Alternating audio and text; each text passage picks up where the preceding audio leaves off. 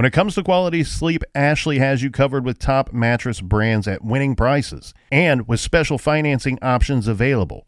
You can snooze now and pay later. Plus, your mattress purchase helps give the gift of better sleep to children in need and U.S. Special Operations Forces. Visit your local Ashley store or shop online today and make every snooze count. Financing is subject to credit approval. See store or ashley.com for details.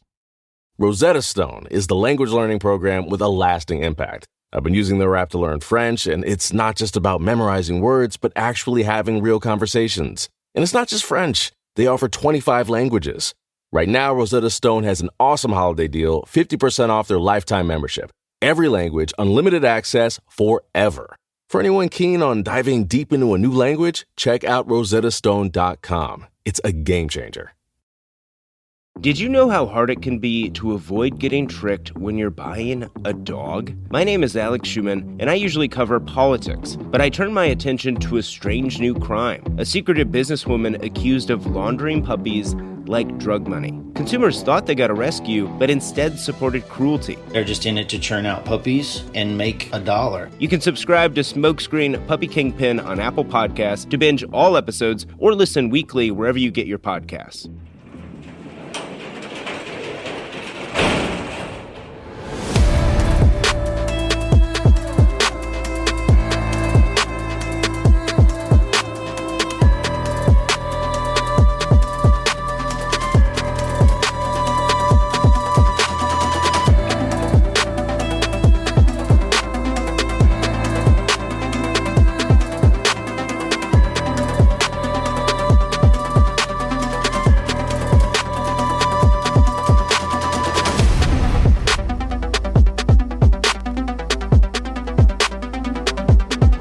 Welcome to True Crime Garage. Wherever you are, whatever you are doing, thanks for listening. I'm your host, Nick, and with me, as always, is a man that loves the smell of diesel fuel in the morning.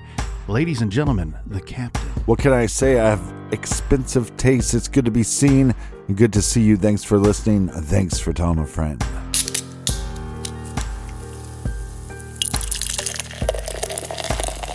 This week we are featuring Tropical Beer Hug by the lovely folks over at Goose Island Beer Company. This big 9.9% Imperial IPA is super juicy and bursting with tropical flavors. Garage grade 4 out of 5 bottle caps, just the thing for a summer swing in the hammock. And here's some of our friends helping us out with the swing of things. First up, we have a cheers to Terry in Springfield, Virginia. And a big shout out to Brendan and Brentwood, Essex, UK. Next, we go up north, Captain, for a cheers to our friend Emily in Fort McMurray, Canada. And a big we like your jib to John in Indian Trail, North Carolina. Here's a cheers to Chad in New Liskeard, Ontario. And last but certainly not least, we have Lindsay from St. Charles, Missouri. Everyone that we just mentioned, well, they went to our website, truecrimegarage.com, and they helped us out with this week's beer fund. And for that, we thank you. Yeah, BWRUN, Beer Run. Make sure you go to iTunes and give us a 5-star rating. It helps the show immensely. And Colonel, that's enough of the business. All right, everybody, gather around, grab a chair, grab a beer. Let's talk some true crime.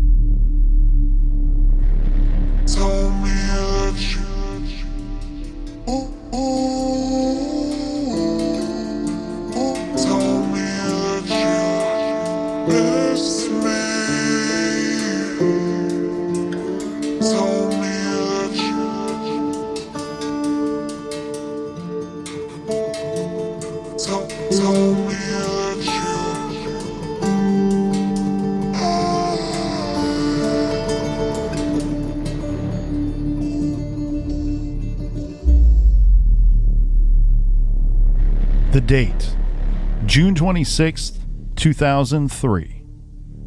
The setting, it's summertime at a state park. Designated campsites are full of campers enjoying some outdoor R&R. The lush green scenery is matched by the peace and tranquility of the environment. For campers escaping their busy lives, it is quiet and relaxing. But then, at the break of dawn, the peace and tranquility of the campground is shattered. The body of a woman lies at the bottom of a rocky ravine.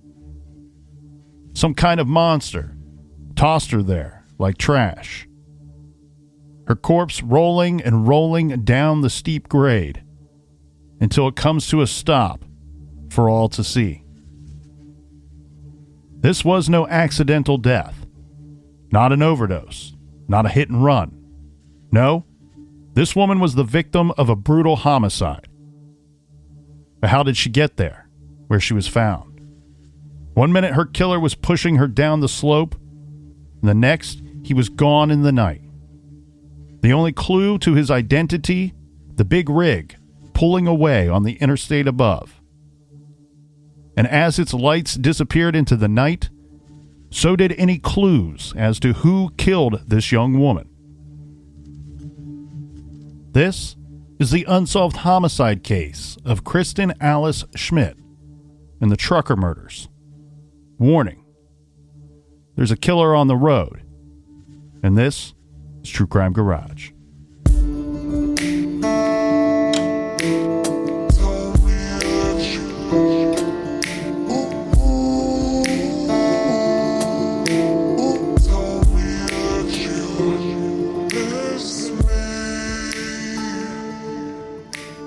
Newspapers from LeGrand, Oregon blared that a body was found by a camper at Hillgard Junction State Park. This was on June 26, 2003. The location? This park is right next to Interstate 84, where it intersects with Highway 244 near the Grand Ronde River. The area is about 250 miles east of Portland, a major city, and just 8 miles west of a small town called LeGrand, which has a population today of about 12,500 people. This is in Union County, in the eastern part of the state. The campground features 18 campsites, restrooms, and river access. The female body was lying at the bottom of a shale slope near the campground's common area. She had frizzy red hair and was clothed in a brown wool sweater and black jeans. The young woman was identified because found near the body was an olive-colored backpack which contained an ID bearing her name. The backpack was thrown down the embankment as well, just like her body. The victim's name was Kristin Alice Schmidt. She was just 22 years old. An autopsy revealed that she had been strangled. Union County District Attorney Martin Brinbaum said that they were able to determine this because of the subcutaneous bleeding in her eyelids and cheeks. Brinbaum would only say that other parts of her body also bore scrapes, scratches, and bruising. He would not initially comment if Kristin had been sexually assaulted. But by late July, police acknowledged that she had been. Years later, OSP Detective Greg Rutherford told the LA Grand Observer she had been sexually assaulted and brutally beaten. He also described her body as partially clothed. Now, we know she was found in jeans and a sweater, but what aren't the police saying? What items of clothing were missing that led investigators to describe her as partially clothed? We asked the OSP, the Oregon State Police, and they declined to answer because, of course, Kristin's case is still considered an open and very active investigation. District Attorney Brinbaum said that it appeared that Kristin was strangled elsewhere and dumped where she was eventually found. Brinbaum told the East Oregonian it does appear that the body was just dumped at Hillgard and that she wasn't killed there. So who was this young woman? And how did she end up at the bottom of a ravine off of an interstate in a place that many might call Nowheresville, Oregon. Kristin Alice Schmidt was born in San Luis Obispo in 1980. So this is her hometown, which would be about 190 miles northwest of LA and located on Highway 101 on the California coast. Its population is about 44,000. We really know next to nothing about Kristin. She had been a student at SLO Community School during the 1998-99 academic year. Then she began taking classes at another college in the fall of 1998 and last attended during the spring of 2002 during that semester. It's unclear what she did in 2002 and 3, but she had applied to take classes again at the community college in the fall of 2003. Kristin was reportedly a good student. Now, the La Grande Observer newspaper had no luck connecting with her family, and I could not find any interviews with them. But that publication reports that her mom and grandma both lived in San Luis Obispo, and Kristin had been staying at her mom's place before she left town on a trip to visit her long-distance boyfriend. Of course, her mom was heartbroken at the news of her daughter's death. Let's get into the investigation and try to put together some kind of timeline here for our victim. The Oregon State Police took control of this investigation. Lead investigator Pat Montgomery headed up a team of 9 investigators.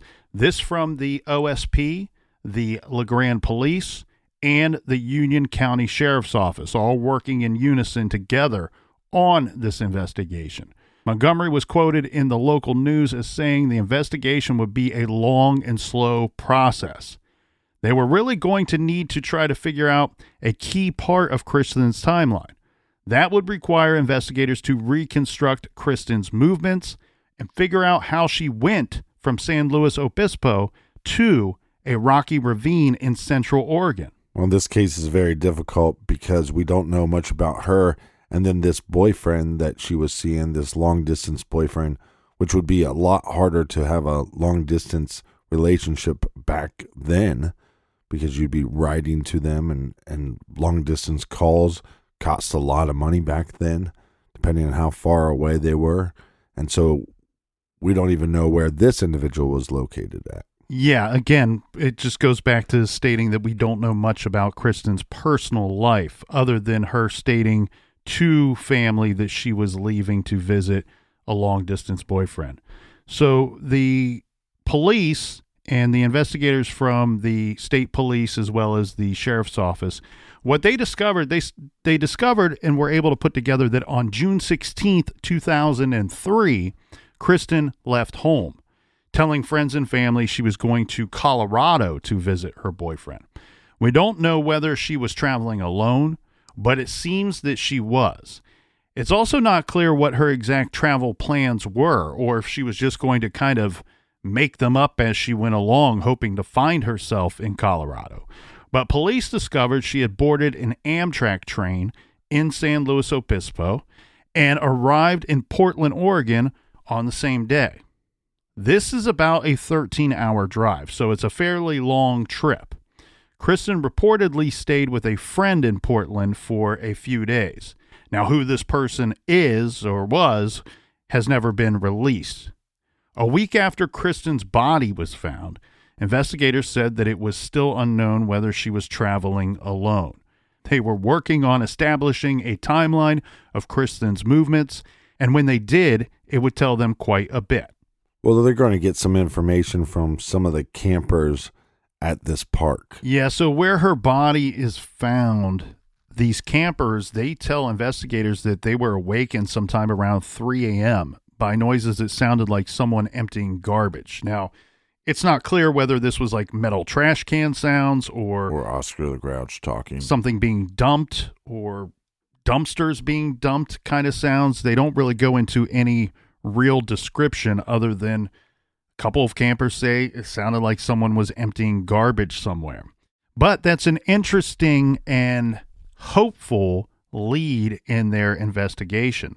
Now, later, we end up learning that Joan Doan, that's her real name, was sleeping at the campground with her husband, Charles. She says that she had to get up in the middle of the night to use the restroom. This would be about 3 a.m. And she says that she left their trailer around this time. And in the dim light, she says that she saw a big rig, a semi-truck, pulled over on the side of the highway up above. And something that looked like a large bag being thrown out of the truck and down into the ravine. She said that she yelled in this direction, but the truck drove off immediately. Joan could not see much in the darkness, and she assumed that someone was dumping garbage down the 50-foot embankment. Now, just to be perfectly clear here, Captain, some of these articles say that this would have been about 3:15 a.m. Joan says that she then went back to her campsite and tossed and turned and had trouble going back to sleep. Well, the sun comes up, and now she's saying around 6 a.m., her curiosity has gotten the best of her.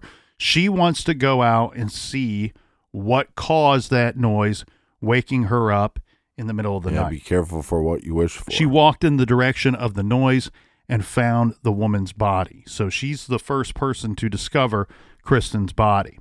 She ran back to her campsite, and her husband called the police.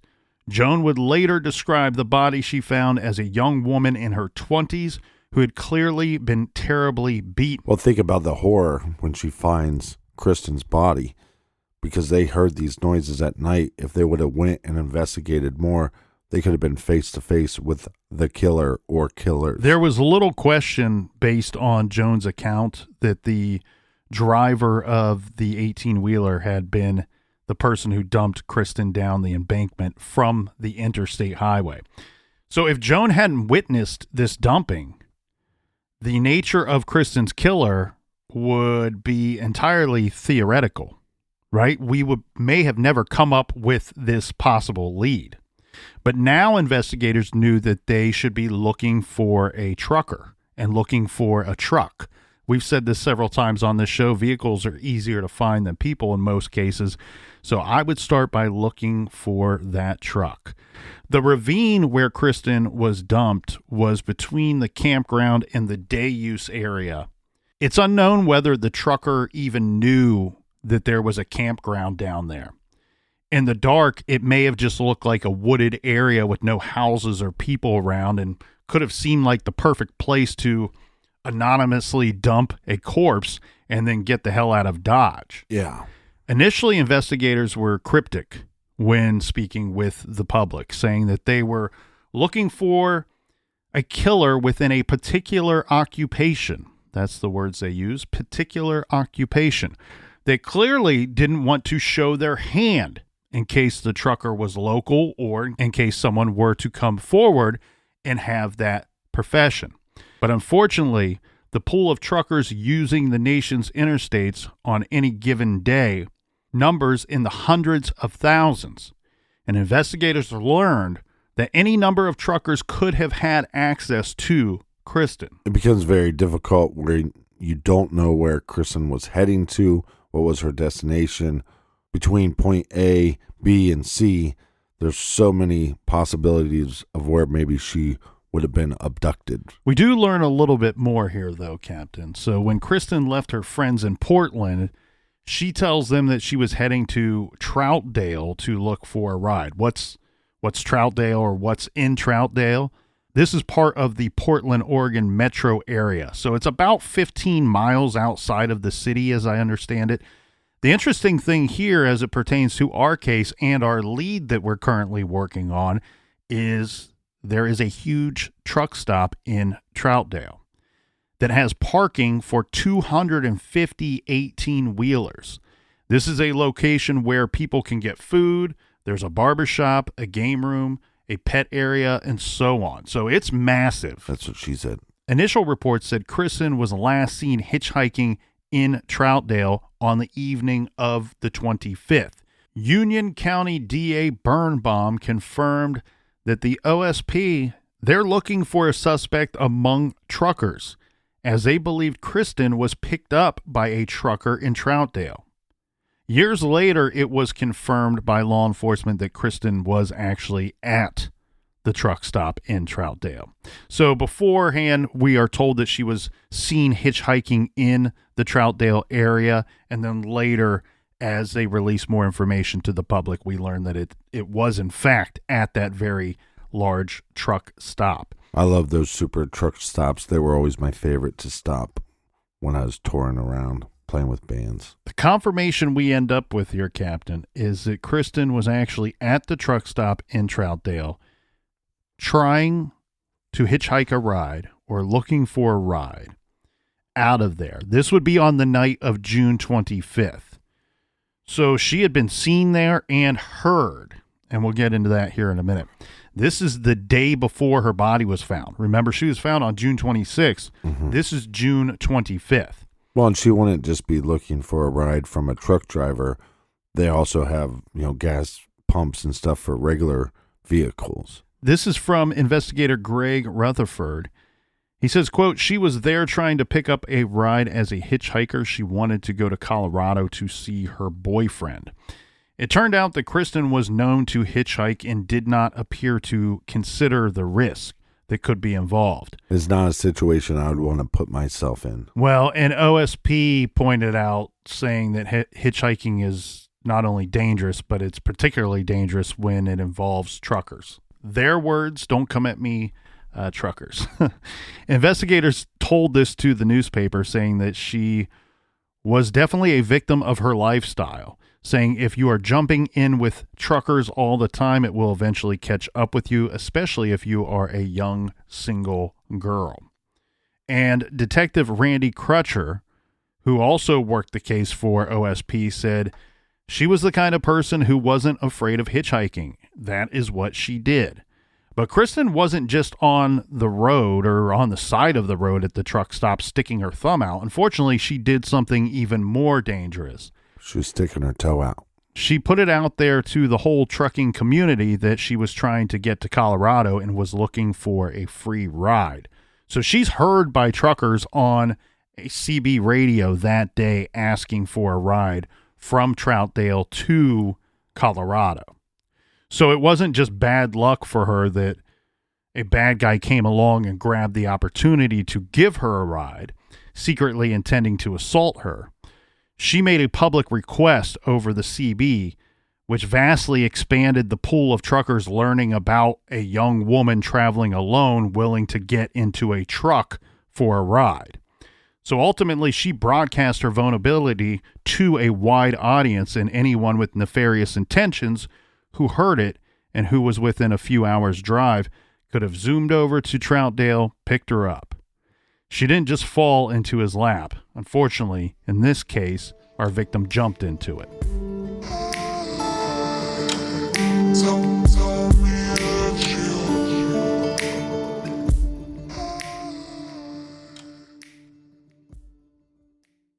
This show is sponsored by BetterHelp. Do you look forward to the holidays? Maybe you struggle with seasonal blues. This time of year can be a lot, and it's natural to feel some sadness or even anxiety about it. But adding something new and positive to your life can counteract some of those feelings. Therapy can be a bright spot, something to look forward to make you feel grounded, and to give you the tools to manage everything going on. If you're thinking of starting therapy, give BetterHelp a try.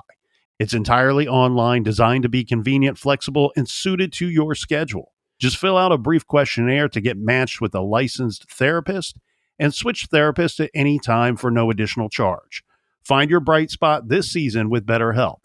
Visit BetterHelp.com/garage today to get 10% off your first month. That's BetterHelp, HELP.com/garage.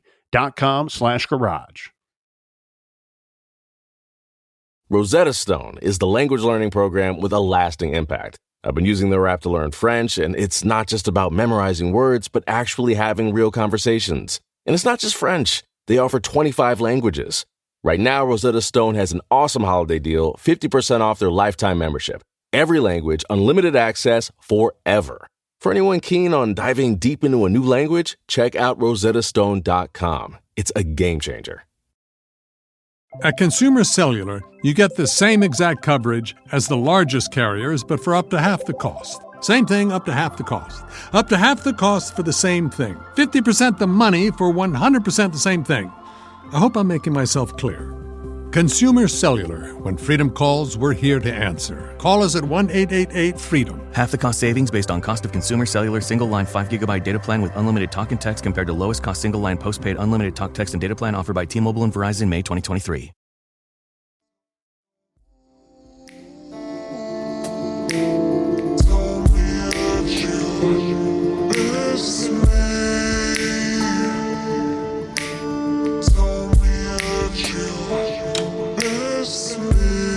All right, we are back. Cheers, everybody.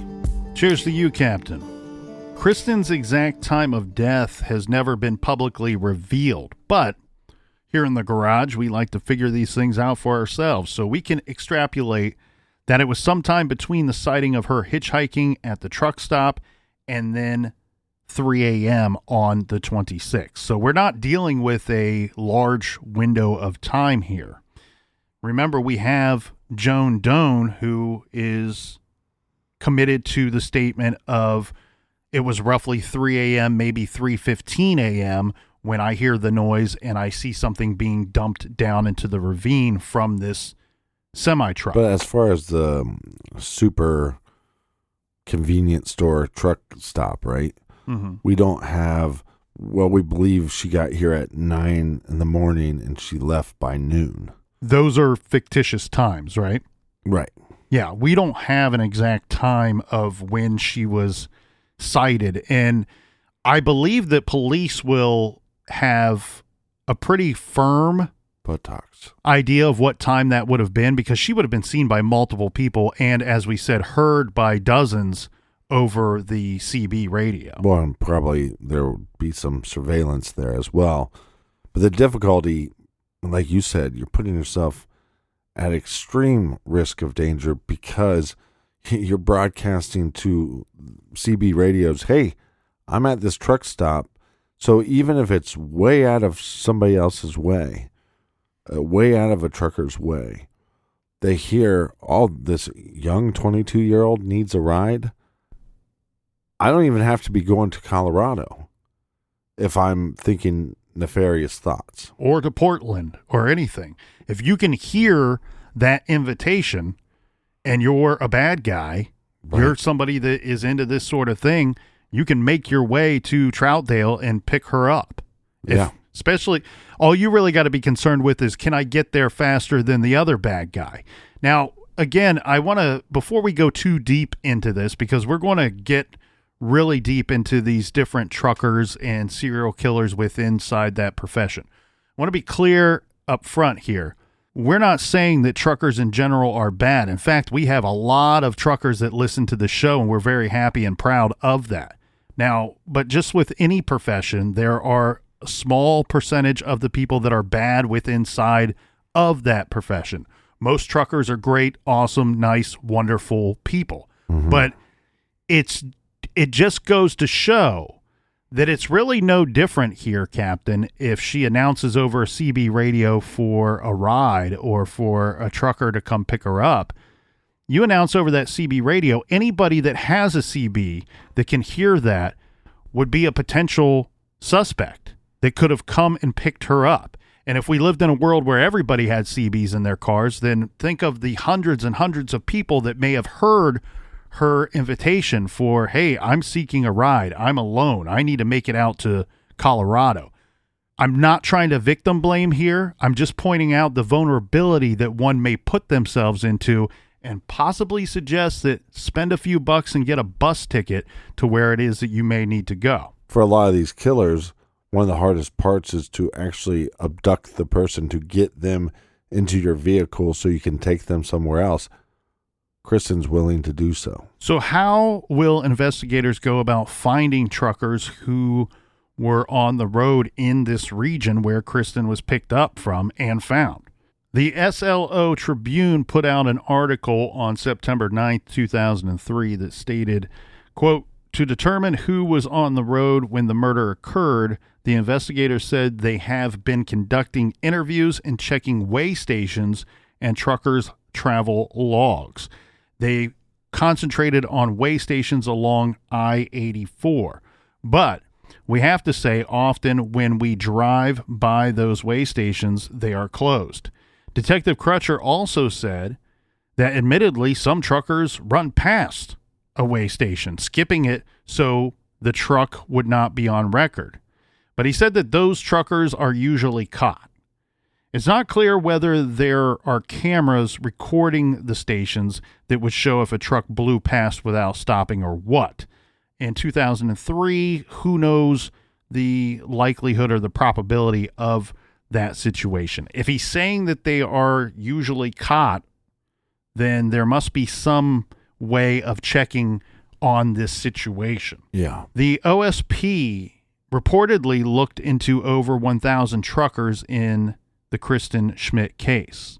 These were rigs that had traveled the stretch of I-84 near where Kristin was believed to have been picked up anytime on both June 25th and 26th, 2003. Think about that. 1,000 truckers. And I know that that's a roundabout number, but they're saying over 1,000 truckers. That is an almost incomprehensible amount of work.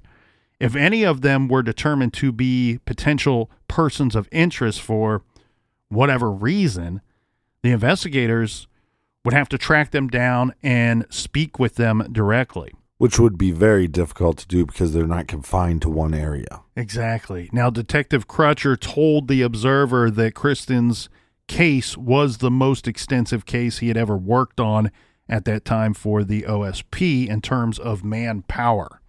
He felt demoralized that the case was not solved. He says, quote, "It is frustrating when you put that much effort into it. You expect it to pay off." But the investigators acknowledged that they were up against a brick wall. Interestingly enough, though, Captain, remember the early statements from investigators that said that they believed that this would be a lengthy investigation into figuring out who killed her. I'm guessing that based off of the sighting of the big rig from our person down below, that they're going, well, this very likely could be a stranger on stranger crime. And we know that those are the most difficult to investigate. With all these eyewitnesses at the truck stop, nobody sees Kristin get into a vehicle. She's seen hitching a ride. I think that we might have a solved case if we saw her getting into an actual truck on that day. Really, when you think about it, though, the sighting of that big rig is huge for a number of reasons.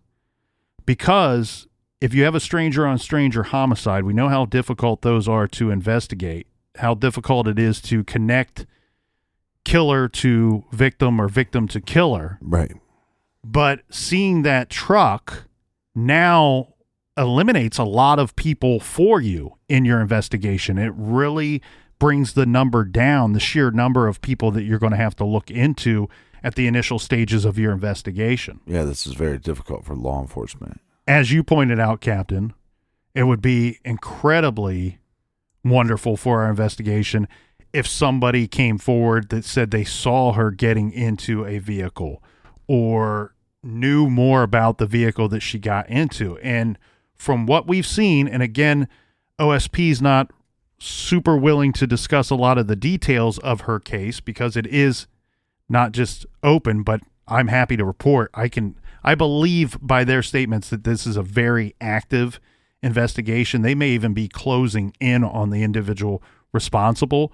So based off of what we know, it doesn't seem like any of those things happened unless it did, and we're just not being told so. And like you said, her family is devastated by the loss of their loved one, but they haven't really come out and did a lot of interviews. But maybe they just feel like that wouldn't help much of the situation. I don't know that they have a lot of information to provide, right? Because everybody seems to agree, investigators, her family, the newspapers, and so on, that she had hit the road and was out of state when she was picked up by her killer. The interesting thing to me, though, is what I would really like to know from investigators, and again, they don't need to tell us anything, but I would like to know, has any trucker come forward to say, I was the one that allowed her to use my CB? because she's not walking up to that Troutdale truck stop with her own CB in hand and making these announcements out to other truckers. That's an excellent point. According to the LeGrand Observer, in October of 2003, news stations in St. Louis Obispo reported that Oregon State Police may be tracing a trucker's possible connection to the death. Now, if we're going to kind of parse out words here and try to figure out what this sentence means, because it's a little vague, my question was, does this mean that they were on to one specific trucker or using the word truckers in generic terms? We just don't know. When you have a case like this where you're basically in the dark, right? As far as the investigation goes, you can only do so much with the little information you have. You want to start looking at other cases that are similar to Kristin's case. And there is another case which a body was found in Oregon that mirrored Kristin's case eerily. This is Leah Elizabeth Schuber, age 22. She's last seen at the Gear Jammer truck stop in Idaho on June 9th, 1987. She had been driving through the area when she had car trouble. Later, her nude body was found on June 13th when two motorists stopped to take a pee in the woods on the side of Interstate 84. This is just 12 miles east of LeGrand, so we're in the same general area here. The victim that they found, she lay at the bottom of an embankment right off of the highway. She, too, had been strangled. This from the lawyersupdate.co.in, which states, quote, the Oregon State Police learned that Leah had left Twin Falls for Boise on June 9th, 1987 to pick up her fiancé from the airport where he was arriving after flying in from San Diego. But on her way to Boise, her car broke down. So she calls a friend from the Gear Jammer truck stop near Mountain Home, Idaho, along Interstate 84. Then she disappears. So nobody hears from her again, and she was reported missing that same evening. There is a suspect, however, in this case. This is from an article from September of 1987 that says, quote, the search for one of the FBI's 10 most wanted fugitives ended when authorities discovered the accused killer was already in jail, where he was serving time under an alias 4 months after his arrest for car theft. His real identity was finally discovered when his fingerprints were run against the national database. This suspect is Darren O'Neill. Back then he was 27. He's a native of Albuquerque, New Mexico, facing a murder charge in the torture slaying of a Washington woman, and was wanted for questioning in 5 other killings in the Pacific Northwest. This, according to FBI spokesman Cliff Anderson. Well, Neal was charged with first-degree murder in the 1987 case of Robin Smith. He was also wanted for questioning in the disappearance of a 29-year-old woman from Whatcom County, Washington, whose body has never been found. This, according to the FBI. He also is charged with car theft in the disappearance of Wendy Agahi, 29, in Washington. She was last seen April 25th, 1987, leaving Bellingham, Washington. This was a restaurant where she spotted leaving with O'Neill, who reportedly was using the alias of Mike Johnson back then. That's why they're not able to connect the dots right away. He's on their 10 most wanted list, yet they find him already in jail 4 months later. O'Neill also is sought for questioning in the strangulation death of Leah Schuber, 22, of Twin Falls, Idaho, who we just discussed earlier. There were some eyewitnesses who reported to have seen a man fitting O'Neill's description near where Leah's car broke down, and then he popped up in Spokane, Washington. But he has never been charged with Leah's murder. He remains in prison for his other crimes and could not have been the trucker who killed Kristin in 2003 since he was in prison at the time. So let me just see if I'm picking up what you're putting down. This guy is a Real piece of shit. Yeah, we're not really certain how many murders he is responsible for, but eerily similar to Kristin's case and one worth looking at. So, since he was in prison, we, at the time of Kristin's murder, we know that he's not responsible for that. But what we're saying is that there's individuals out there like this, and they're not just committing one crime, they're committing multiple murders. This truck driving serial killer, it's not just a theory that law enforcement has.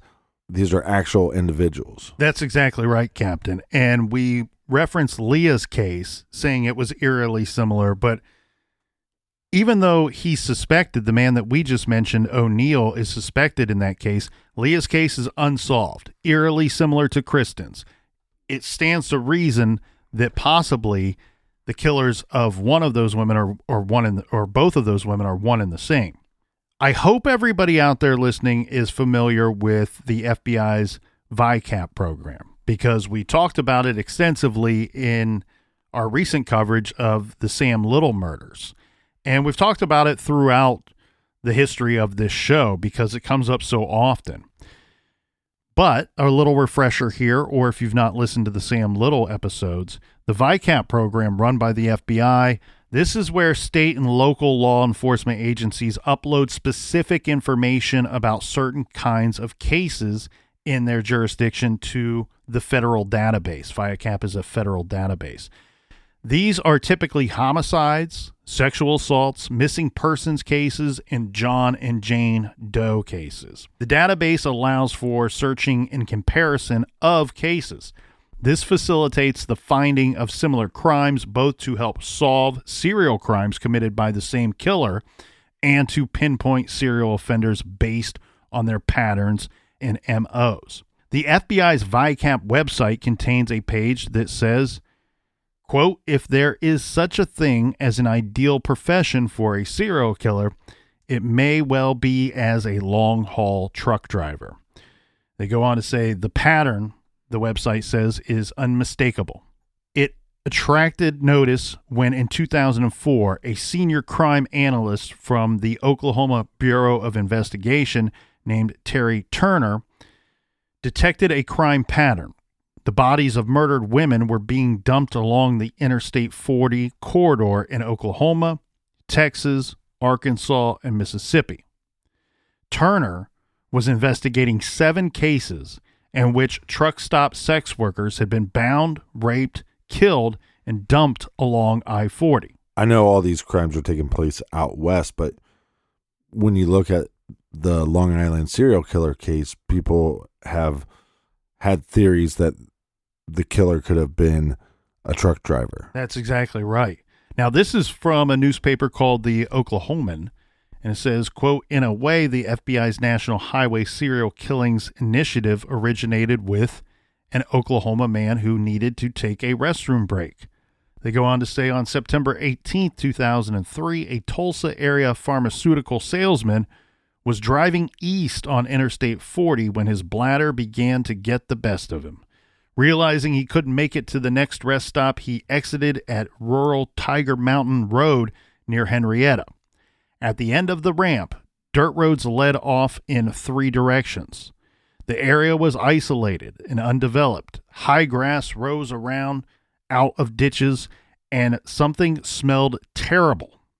At first, the salesman didn't recognize the object that he spotted in the ditch, which was about 10 feet away. Later, we're told, quote, she was buck naked and face down, he said. He says, your mind tells you it's a deer, it's a goat, it's anything but a human being. My mind would not even allow me to entertain that as reality until, as I looked at her limbs and followed her arm out to one of her hands, I saw a ring on her finger. At that moment, in that second, it was undeniable. And in my mind, finally, I accepted that this was a human. The salesman, whose story was confirmed by law enforcement and who asked that his name not be published, well, he found the body of 43-year-old Sandra Beard. She was a truck stop sex worker with ties to Oklahoma City. Our investigator, Terry Turner, a crime analyst with the Oklahoma State Bureau of Investigation sent out a teletype to other agencies looking for similar types of crimes. Within 3 days, this is when she learned of 2 women who died similar deaths. Mm-hmm. Beard was the 3rd sex worker to die in a space of just 3 months. So because of the time and the distance, it's very possible it's committed by the same person. Yes, that's exactly right. And the thing too, it's not just, time and distance, but also the way that the victims are found, the similarities between the way that they suffered their violent deaths. This is really, truly the genesis of the FBI's Highway Serial Killings Initiative, which is all focused on the occupation of long-haul truck drivers and serial killers working within that profession. Now, back to the cases we were talking about, those sex worker cases from truck stops, all in that 3-month time span. Mm-hmm. Well, by January 31st of 2004, 4 more women were killed. So a task force was formed to investigate the deaths, and information about each case was then sent to the FBI's Violent Criminal Apprehension Program, or VICAP, as we've been calling it. Well, we have to recognize Terry Turner for putting this all together. Hard work and diligence pieced this together, and I'll read a little something from the about the Oklahoma cases. This is from a 2022 magazine expose that says, when Turner began her investigation in 2003, the murders were seen as one-offs. For instance, there was Vanilla, a 47-year-old sex worker known for her honeyed voice from her advertisements that went out over the CB radio. She was born Margaret Holmes Gardner. She was a West Memphis local. In July 2003, a USPS letter carrier happened upon Vanilla's body in Shearerville, Arkansas, left under an interstate freeway on-ramp. She was discovered 15 miles from the West Memphis Flying J. A month later, the body of 24-year-old sex worker Jennifer Heyman of Oklahoma City turned up in the Tallahatchie River just past Oxford, Mississippi. Not long after that, another woman with ties to Oklahoma City was found dead. The remains of 43-year-old Sandra Beard, also a sex worker who frequented truck stops, was uncovered alongside I-40 on the eastern end of Oklahoma. Each of the women's bodies showed evidence that their limbs had been bound before they were killed, part of the pattern spotted by Terry Turner. Over the next 4 months, 4 more women, Vicki Anderson, Sandra Richardson, Patsy Leonard, and Casey Jo Pipestem, were found dead. From all the evidence, Terry Turner reasoned that the suspect must be a long-haul truck driver. She believed he also wasn't the only truck-driving serial killer operating on America's interstate highways. And they're picking victims that a lot of times their family members don't know their whereabouts, so it's hard to report them missing or to figure out who they're connected to or where they came from. Yeah, and being dumped so far away from where they're being picked up. And something else that's key to this modus operandi of this type of killer, something you had suggested and hit on earlier. These are victims that are willing to get into the vehicle with the would-be killer. They don't have to go too far to look for them or to grab them off of the side of the road. So going back to Kristin's case, though, we believe that she was badly beaten. She was bound. So it's a very good chance that her killer took her somewhere almost to torture her and then dump her out in the woods. Possibly. What I think happened here, Captain, is a situation where the crime scene we're looking for is this guy's truck. Right. I think whatever happened to her, and again, we don't have a great description. I can't say 100% that she was tied up or bound. All I can say is that she was found partially clothed. She was beaten. She was strangled, and she was dumped what he likely thought was out in the middle of nowhere, but it rolled.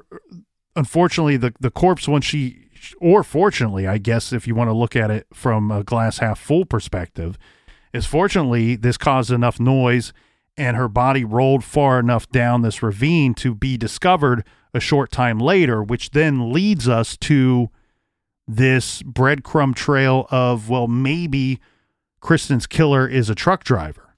And we can start there by looking at truck drivers in the area. The whole thing, though, is really interesting to me because she's found in 2003. And it's really in 2004 when this whole long-distance truck driver serial killer initiative gets put together. So relatively quickly here, and now we have what's going to start to be detectives, FBI, and people coming together and putting together what will be a list and a map of potential victims that fall within this category that we believe the likely perpetrator to be a long-haul trucker. In a weird way, it's very much similar to what was happening in the Sam Little investigation, where somebody spotted a pattern, decided that it must be a part of a much bigger picture.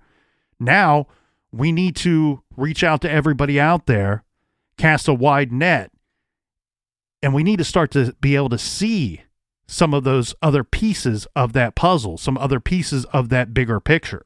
I mean, it's crazy to think that there's roughly 4 million active drivers out there, active truck drivers, and that they think that there could be 300 of them plus that are active serial killers. Well, it's for all those reasons that I just stated there, Captain, and the good work of Terry Turner, along with a colleague from Texas that notified VICAP, and VICAP analysts took a look at all of these similar cases on a national level, and they realized that there were hundreds of these types of cases. For that reason, it was in 2004 that the FBI launched the Highway Serial Killer Initiative, a separate database, separate from VICAP, to document hundreds of bodies found and sexual assaults occurring on the sides of roadways, near truck stops, and in or near motels along major trucking routes all across the country, and to attempt to track the movements of possible suspects.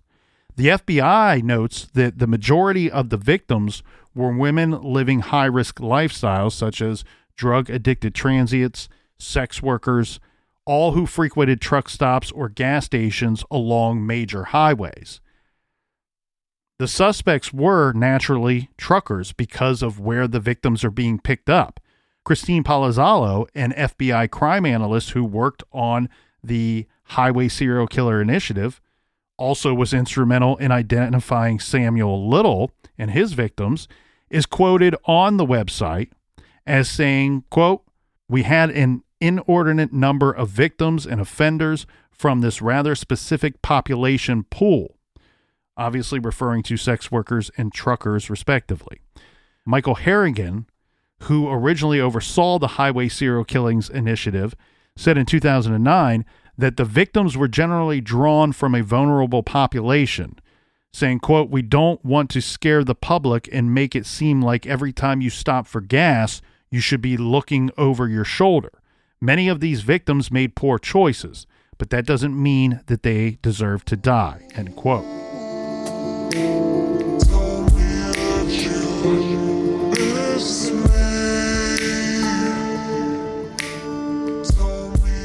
So much more to get to, and we'll get to that tomorrow. Same bat time, same bat channel.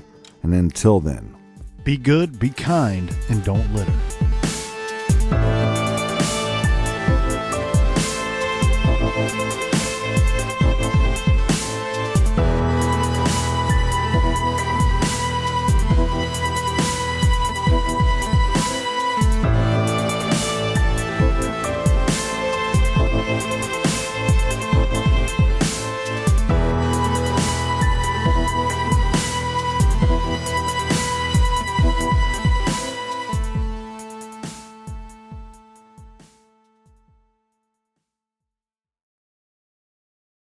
you can start your day off right.